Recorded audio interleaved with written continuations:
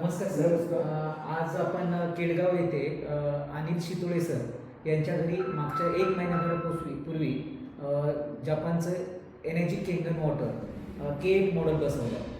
तर घरामध्ये जे काही रिझल्ट्स आले ते आता जस्ट आपण डिस्कशन करणार आहोत.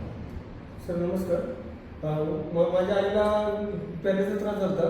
त्यातनं ते रिकवर होत असताना हे पाणी 1 महिन्यावर चालू असल्यामुळे त्या ॲक्टिव्हिटीमध्ये प्रचंड वाढ झाली. ती सकाळी 500 अर्धा किलोमीटर चालते. तसेच मंडळीला झाडावरचा त्रास झाला होता, तो पण बऱ्यापैकी क्लिअर झालेला आहे.